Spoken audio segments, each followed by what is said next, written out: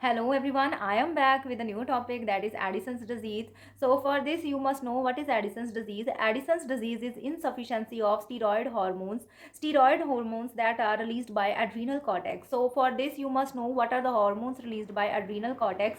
Adrenal cortex release different kind of hormones. First one is glucocorticoids, they are cortisol, cortisone and corticosteroid, and mineral corticoid, that is aldosterone. Next type of hormones released by adrenal cortex are sex hormones, they are androgens and estrogen. So what happens in Addison's disease is your patient will have decreased production or decreased release of these adrenal cortex hormones.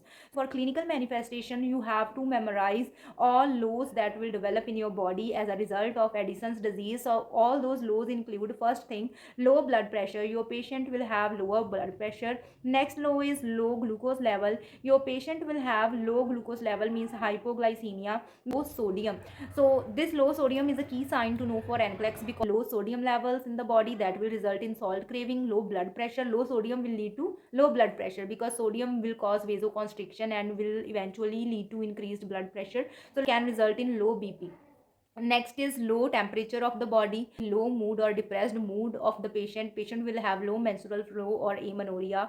Patient will start losing body hairs, that is alopecia, or low hairs on the body. These are the lows that you have to memorize for NCLEX as clinical manifestations of Addison's disease. Next are the two highs as a clinical manifestations that you also have to keep in mind. They are two P's. First P is indicates you potassium levels and second P indicates you pigmentation. So what happens in patient with Addison's disease is your patient's potassium levels will increase, that is your patient will have hyperkalemia.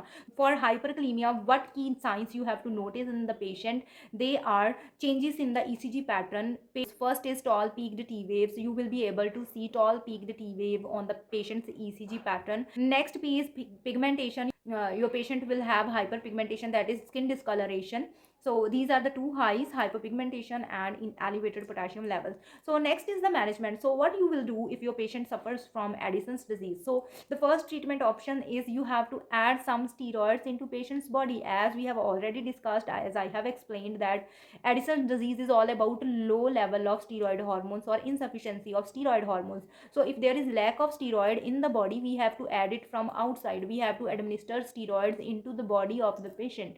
This you have to keep in mind. We can use tablet, we can use IV injections, dexamethasone, paridinosolone, there are many more, hydrocortisone. These are some commonly prescribed steroids. This is all about Addison's disease. I hope you get to learn many things about Addison's disease, and thank you so much for watching my video. For more information or for complete video, you can subscribe to my YouTube channel, and for online classes you can contact me on the below given number.